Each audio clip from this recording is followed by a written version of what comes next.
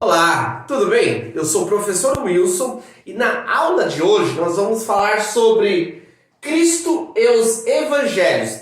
É a aula de número 9, nós vamos dar início ao módulo novo, Introdução ao Novo Testamento. Então vamos juntos aí acompanhar esse conteúdo muito importante para o crescimento bíblico e teológico. Sobre o conteúdo dessa videoaula, será abordado sobre o contexto histórico no qual houve a narrativa dos textos do Novo Testamento, em específico os Evangelhos, e também vai ser tratado algumas particularidades para entendermos melhor o mundo da época. O objetivo é que ao final dessa videoaula nós possamos compreender melhor qual era aquela realidade do qual viveram os personagens que fizeram parte da narrativa do Novo Testamento. Isso vai facilitar a nossa compreensão na hora de lermos os textos e entendermos quais eram os objetivos, quais eram as preocupações e as intenções que estavam por trás de seus escritos. Para iniciarmos o nosso estudo do Novo Testamento, em especial dos Evangelhos, eu quero partir da reflexão desse texto, de Gálatas 4:4, que diz: "Mas vindo a plenitude dos tempos, Deus enviou seu Filho, nascido de mulher, nascido sob a lei." Esse texto retrata uma fala de Paulo sobre a vinda de Jesus. Paulo vai esclarecer que a vinda de Jesus não foi uma vinda espontânea ou um acidente. Não, foi uma vinda preparada, no qual, no tempo certo, Cristo veio, se fez homem e habitou, cumpriu seu ministério na terra. Essa preparação foi necessária para que no tempo certo Cristo cumprisse a sua obra. Por isso, para nós entendermos melhor o tempo do qual foi escrito os Evangelhos, qual a narrativa se desenvolveu, nós precisamos compreender o contexto histórico, as coisas que ocorreram, que contribuíram para o sucesso, para o êxito na missão do Salvador do mundo. Para melhor compreensão e nos localizarmos melhor no contexto histórico, eu fiz aqui esse desenho, o qual gostaria de compartilhar alguns detalhes importantes.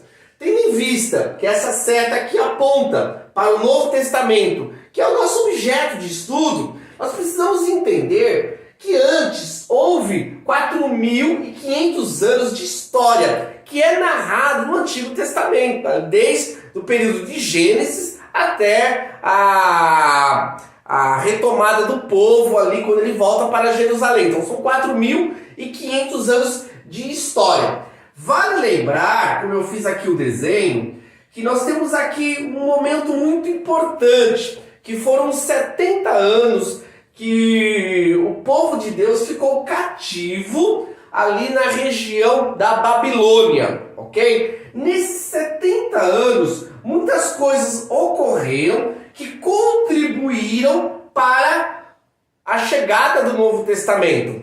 E aí depois, quando eles saem do cativeiro da Babilônia, eles vão reiniciar aqui um período breve de reconstrução dos muros de Jerusalém, do retorno às escrituras, da volta da lei. E aí nós vamos ter um período de 400 anos chamado de silêncio, no qual não vai haver nenhum profeta de Deus que vai se levantar e vai profetizar, e essa profecia vai estar inspirada no livro sagrado. Nós vamos ter aqui um lastro de 400 anos até a chegada de Jesus, já iniciando o Novo Testamento. Então, para entendermos melhor, nós precisamos compreender o que ocorreu aqui nesse período e entender que esse período aqui foi importante para a concretização da... Outro detalhe importante para nós entendermos o Novo Testamento, além de entendermos esse ocorrido aqui na Babilônia,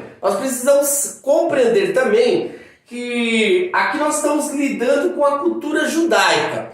A cultura judaica ela foi importante para a formação do mundo do Novo Testamento. Só que não foi somente a cultura judaica. Aqui nós vamos ter, nesse período de 100 anos, o envolvimento duas importantes culturas, que é a cultura greco-romana, a cultura dos gregos, que contribuíram em vários aspectos, assim como também a cultura romana. Nesse caso, para entendermos o Novo Testamento, nós temos que compreender que o mundo do Novo Testamento, estava formado por essas três culturas: cultura judaica, cultura grega e cultura romana. Compreendendo os aspectos dessas três culturas, nós vamos ter uma melhor compreensão do Novo Testamento e a sua mensagem. Vamos começar com a contribuição judaica. A contribuição judaica foi importante porque ela desenvolveu um movimento chamado proselitismo. O que significa proselitismo? Lá na Babilônia, o povo de Deus foi tratado, no qual eles, antes de sofrer aquele período de dor e sofrimento, eles estavam acostumados a viver para si. Eles tinham a sua fé, a sua exclusividade em relação a Deus e a religiosidade. Já lá na Babilônia, eles são movidos a começar a compartilhar da sua mensagem, da sua fé, da esperança dos profetas. Por isso, esse movimento chamado proselitismo proporcionou com que a mensagem do Antigo Testamento, a mensagem dos profetas, fosse divulgado no mundo todo, ao mundo pelo menos da qual eles viviam e se movimentavam naquele período. Junto com o avanço do proselitismo como movimento de propagação da fé judaica, surgem também as sinagogas. As sinagogas vão ser espalhadas por várias regiões ali na Babilônia. Isso vai fazer com que nesses locais nós vamos ter ali um espaço exclusivo para a educação judaica. Era um lugar público no qual as pessoas poderiam estar aprendendo mais acerca da mensagem dos profetas. E para finalizar essa universalização da mensagem judaica no mundo antigo, nós vamos ter a Septuaginta, que é a tradução do Antigo Testamento para o grego. Lembrando que o texto original, o texto do Antigo Testamento, estava escrito na língua hebraica. Por isso, como as pessoas que não tinham acesso a essa tradução, não pudessem entender, foi escrito a Septuaginta, uma tradução grega que facilitou a comunicação dos textos antigos, dos textos do Antigo Testamento para as pessoas da época. Agora, sobre a contribuição grega, nós temos o koiné, a língua, uma língua universal que era utilizado pelos povos da época. Isso facilitou a quebra das barreiras que impediam que um povo pudesse se relacionar com outro povo. A cultura grega, através da língua, trouxe com que as ideias gregas pudessem ser disseminadas e que as pessoas pudessem ter um relacionamento maior, mesmo vivendo em culturas diferentes. Não podemos esquecer que foi lá pelos gregos que surgiu a filosofia. Através da filosofia, houve um despertamento das mentes, a busca pela verdade, a busca pelo conhecimento, o interesse de achar o caminho certo. Essas indagações proporcionou um cenário propício para que as pessoas pudessem ouvir algo que realmente transformasse as suas vidas. Agora, sobre a contribuição romana, nós podemos destacar aqui a Pax Romana. Como os romanos, ali na época do qual o Senhor Jesus Cristo estava aqui na terra, desenvolvendo seu ministério, os romanos tinham dominado os outros povos. Eles proporcionaram por um período uma pausa nas guerras. Não estava tendo aquelas guerras, porque os romanos eram soberanos sobre a situação. Essa suposta paz proporcionou uma maior liberdade para que as pessoas pudessem circular nas ruas e dessa forma o Senhor Jesus pudesse propagar a sua verdade. Destacamos também a questão das estradas, que foi obra dos romanos. Os romanos não pensando em facilitar a vida de Jesus e dos seus seguidores, não. Eles criaram muitas estradas para que pudessem comercializar com os povos distantes. Eles estavam pensando nos interesses pessoais. Entretanto, Deus, que é soberano, ele tem controle sobre todas as coisas. E mesmo através da instrumentalidade dos romanos, que abriram fronteiras através dessas importantes estradas que foram construídas, facilitaram com que o evangelho pudesse ser propagado de uma forma mais rápida. Agora, para entendermos melhor a realidade ali no período no qual Jesus estava vivendo e aspectos importantes ali da cultura, vamos analisar a questão dos escribas. Acredito que vocês já ouviram ou leram muito sobre os escribas, estão ali nos evangelhos. Mas quem afinal são os escribas? Da onde eles surgiram?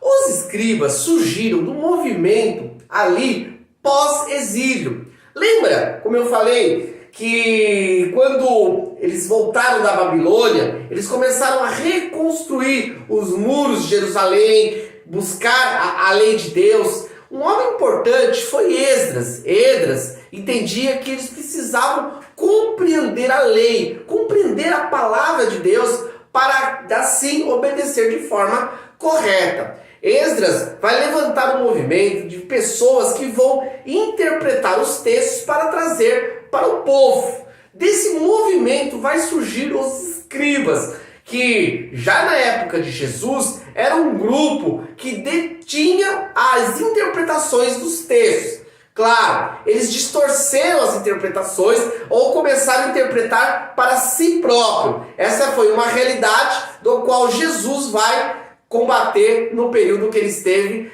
propagando o evangelho. Os escribas também eram professores. Além de interpretar, eles também tinham a responsabilidade de comunicar. Por isso eles eram muito importantes. Isso faz a gente entender os diversos embates que Jesus teve com os escribas. Porque Jesus, sim, era o verdadeiro intérprete e o verdadeiro mestre ensinador da verdade. Temos também os saduceus, aquele grupo que perseguia Jesus. Quem eram os saduceus? Os saduceus era um grupo religioso que fazia ali força dentro da elite sacerdotal. Eles não eram a maioria entre os religiosos de Judá, porém, eles eram os mais influentes. Eles eram poderosos e tinham como postura a descrença das questões milagrosas das escrituras. Eles eram liberais, eles interpretavam os textos de uma forma racional, sem dar crédito à questão da ressurreição, vida após morte. Eles tinham totalmente uma ideia distorcida da mensagem de Deus, e assim eles traziam uma religiosidade puramente racional, sem vida, e que levava as pessoas a uma descrença nas promessas de Deus. Nós vamos ter também os fariseus, que eram outro grupo opositor aos saduceus. Se os saduceus descriam dos textos sagrados, não interpretavam de uma forma espiritual, os fariseus não, buscavam resgatar a lei. Entretanto, eles fracassaram na sua conduta. Eles traziam uma defesa aos preceitos da lei, mas as leis estavam muito pautadas nos seus próprios interesses. Por isso, eles não praticavam aquilo que verdadeiramente era a essência da lei. Nós vamos ter também os essênios, que eram um grupo de pessoas que não se casavam. Esses essênios, eles viviam uma vida mais distante, separado, consagrado à vida espiritual. Era um tipo de religiosidade monástica, do qual eles se privavam de um envolvimento com a sociedade, com as pessoas, porque a partir dali eles buscavam uma espiritualidade maior. E temos também os zelotes, que eram outro grupo religioso que se destacava pela sua radicalidade.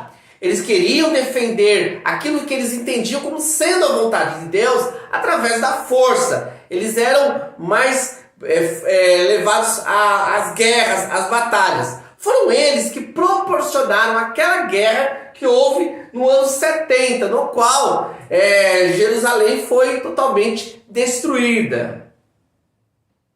Bom, agora que nós já tratamos sobre o desenvolvimento da história até a chegada de Jesus, tratamos alguns aspectos que fizeram parte do mundo da época, vamos analisar os 4 evangelhos, os 4 livros que retratam a biografia de Jesus e a sua obra. Vamos começar aqui com Mateus. Mateus foi um evangelho escrito aos judeus. Exatamente, foi escrito dentro de uma linguagem propícia aos judeus.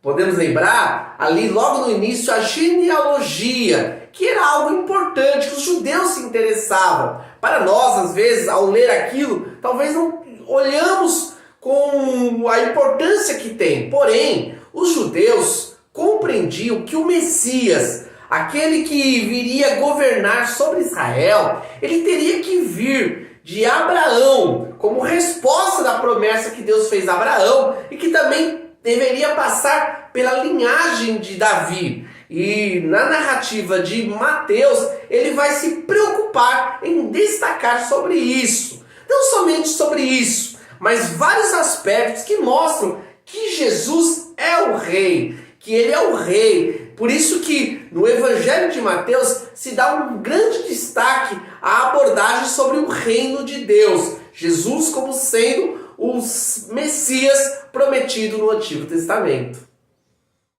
No Evangelho de Marcos, nós vamos ter aqui uma biografia que foi direcionada aos romanos. Lembrando que os romanos davam destaque às realizações, às ações. Por isso, Jesus é apresentado por Marcos como sendo o servo de Deus, aquele que cura, aquele que liberta, aquele que salva, aquele que realiza obras. Por isso, Marcos é um livro bem objetivo, muito resumido, não fica ali detalhando muitos assuntos, mas vai mostrando claramente as ações, mostrando que Jesus é o servo de Deus.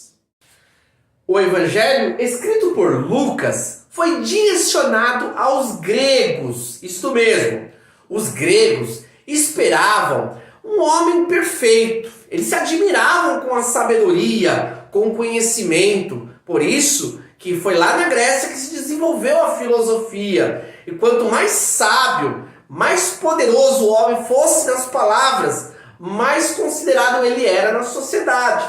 Nesse caso, Lucas vai se preocupar em mostrar a humanidade de Jesus, mostrando que ele era o homem perfeito. Através das parábolas, Lucas deixa bem claro que Jesus tinha uma sabedoria incomparável. Vai mostrando, já na genealogia, no qual começa já em Adão, mostrando que Jesus, ele era humano, ele veio de Adão, como todos os seres humanos. Nesse caso, ele era o homem perfeito. Portanto, Lucas vai trazer um outro aspecto importante da pessoa de Cristo.